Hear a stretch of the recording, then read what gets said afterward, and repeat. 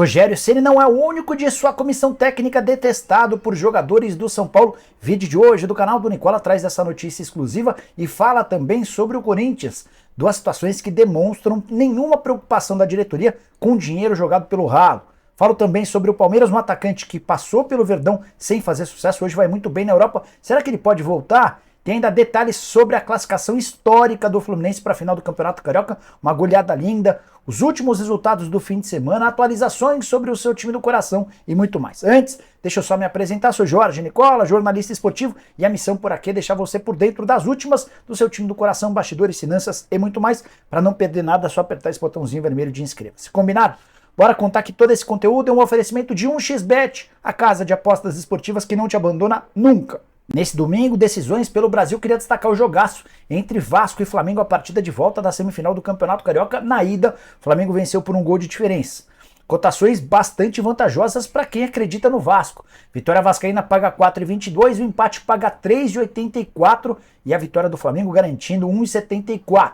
Se o Vasco da Gama for à final do Campeonato Carioca, você pega uma cotação a R$ 5,10. Já a classificação do Flamengo está rendendo apenas 1,14. Te confesso que estou bastante motivado a apostar uma grana na passagem do Vasco. Para participar no 1xBet é super simples, é só pegar o link que está no comentário fixo, faça seu cadastro e não esqueça de usar o código Nicola na hora de fazer o seu depósito para ter direito a 100% de bônus. Combinado?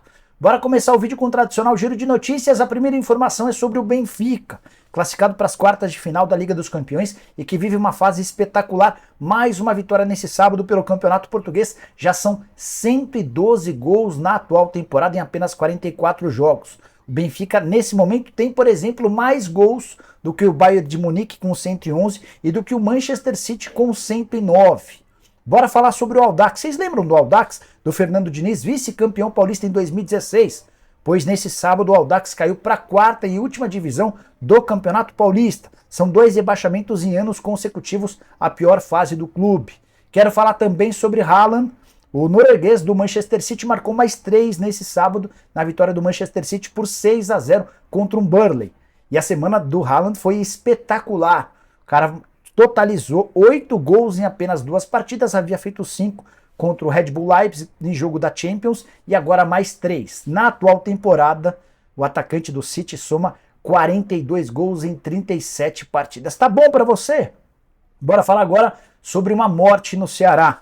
Ceará e Iguatu se enfrentaram nesse sábado em jogo valendo vaga na final do Campeonato Cearense. E um torcedor de nome Ítalo acabou sendo morto a pauladas depois de uma briga entre torcedores. As informações ainda são desencontradas, a gente não sabe quais foram as organizadas que se envolveram nessa confusão e nem o motivo da morte desse torcedor.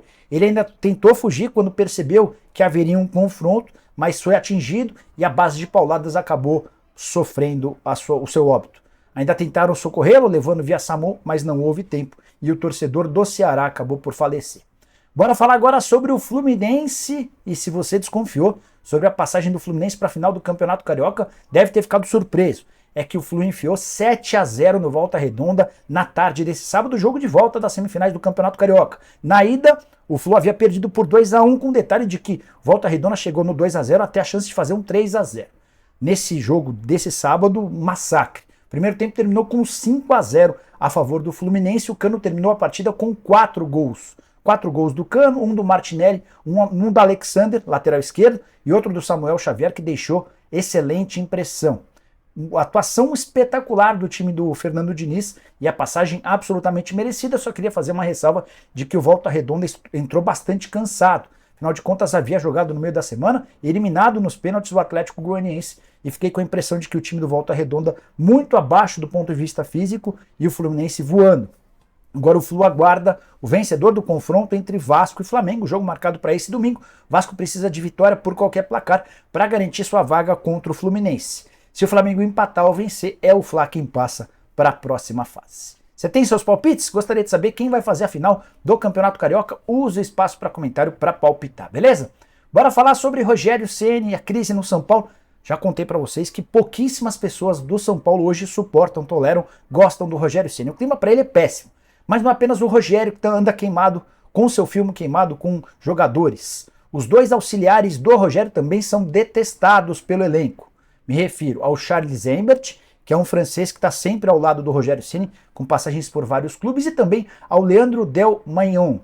Esses caras foram indicados pelo Rogério Ceni, foram contratados e atuam no dia a dia ao lado dele, na preparação dos treinos, nas palestras, na relação com os atletas. E o que eu ouvi de um empresário, de um atleta importante do elenco do São Paulo, é que quase nenhum jogador gosta desses dois auxiliares. Os caras também são grossos, arrogantes, vivem arranjando confusão, e quando o Rogério Ceni parece um pouco mais calmo, eles são os primeiros a colocar fogo para tornar o clima ainda pior.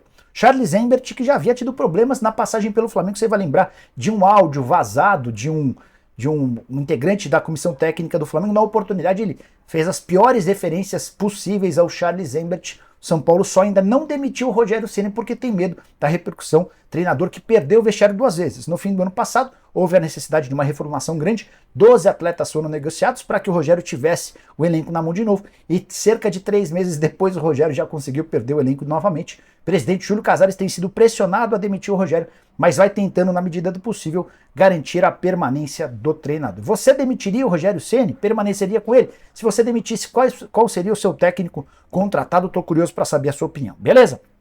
Bora falar agora sobre o Palmeiras para contar sobre Arthur Cabral. Passagem para lá de discreta com a camisa alviverde. Ele havia sido contratado do Ceará, não deu certo definitivamente no Verdão. Foram só 5 jogos, 1 gol marcado, poucos minutos em campo, e ele acabou sendo negociado com o Basel da Suíça, onde arrebentou. Depois foi vendido para a Fiorentina na Itália, tem bons números. Nos últimos 8 jogos marcou 9 gols, vive seu melhor momento com a camisa do time italiano. Na atual temporada, 33 partidas, 12 gols e 1 assistência. Jogador que é muito forte, tem poucos recursos técnicos, mas na hora de pôr a bola para dentro do gol vai muito bem. O Arthur Cabral foi perguntado nessa semana sobre a passagem dele pelo Palmeiras e disse o seguinte: não tenho nada contra o Verdão, mágoa nenhuma, estou focado na Fiorentina, depois disso pretendo continuar por um bom tempo na Europa. Aí com certeza pensarei em voltar ao Brasil e o Palmeiras será uma das minhas opções. Ainda perguntaram por que não deu certo. Ele respondeu: minha passagem pelo Palmeiras foi muito curta. Não tive muitas oportunidades, sofri uma lesão e não tive sequência. São coisas do futebol e não dá para cobrar A ou B. A curiosidade é que o Palmeiras, desde a saída do Arthur Cabral, tem muita dificuldade em encontrar um 9, um centroavante fixo. O Rony, que não é esse 9, é quem tem resolvido o problema há bastante tempo. Não dá para imaginar o Arthur Cabral voltando ao Brasil tão cedo, até pelo sucesso que ele vem fazendo. Mas também acho que o torcedor do Palmeiras não vai sentir muita falta, não está chateado ou triste com essa perda. Bora fechar o vídeo para falar sobre o Corinthians e o dinheiro pelo ralo no Timão. 2 jogadores contratados a peso de ouro pelo Corinthians, 2 estrangeiros, têm contratos somente até dezembro e podem deixar o Timão de graça. Eles inclusive já podem assinar um pré-contrato a partir de 1º de julho. Eu me refiro a Bruno Mendes, zagueiro, e Cantilho, volante. Primeiro quero começar contando sobre o Bruno Mendes. Havia surgido muito bem no Montevideo Wanderers, do Uruguai. O Corinthians precisou gastar quase 20 milhões de reais por apenas 70% dos direitos econômicos. Bruno, que demorou muito tempo para se firmar no Corinthians, precisou inclusive ser emprestado ao Internacional e tem atuado regularmente ao lado do Gil.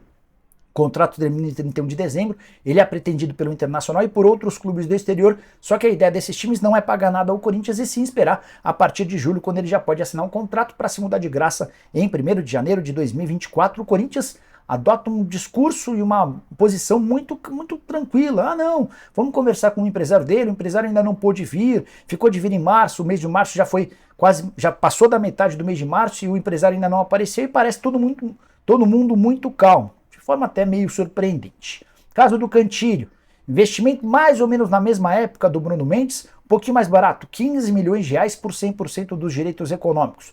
Volante contratado do Júnior Barranquilla, já viveu bons momentos de titularidade, mas perdeu bastante espaço. Com o Vitor Pereira, era a última opção. O Corinthians, inclusive, tentou negociá-lo na temporada passada, não conseguiu. Nesse ano, com a chegada do Fernando Lázaro, o Cantilho voltou a ocupar a posição de alguém que pelo menos vai ao banco de reservas e tem mais minutos, tem sido mais utilizado.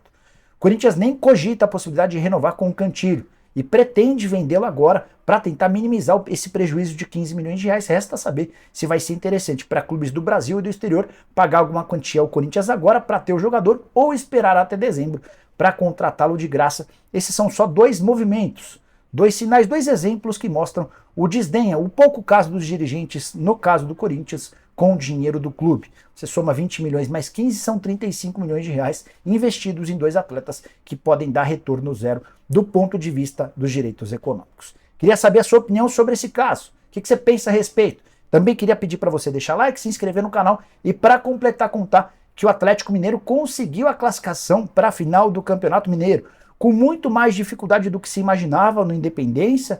Nesse sábado, o Galo venceu o Atlético por 1-0, o único gol da partida marcado pelo Hulk, mesmo o resultado da semana passada, só que com o vencedor ao contrário, né? Na semana passada, em São João del Rei, quem havia vencido tinha sido o Atlético. Com o gol do Hulk, 1-0 nesse sábado, o Atlético Mineiro acabou passando, porque tinha a vantagem dos 2 resultados iguais pela melhor campanha. E o gol do Atlético nasceu de uma falha bizarra de um zagueiro do Atlético. O bom time de São João del Rei agora se concentra em disputar a Série D. Já o Galo espera o vencedor de América e Cruzeiro. O América com uma mão na vaga, afinal de contas havia vencido a primeira partida por 2-0. Pode até perder por 2 gols de diferença para passar à próxima fase. Curtiu o vídeo? Esquece de deixar like, se inscrever no canal, a gente se encontra. Abraço, tchau!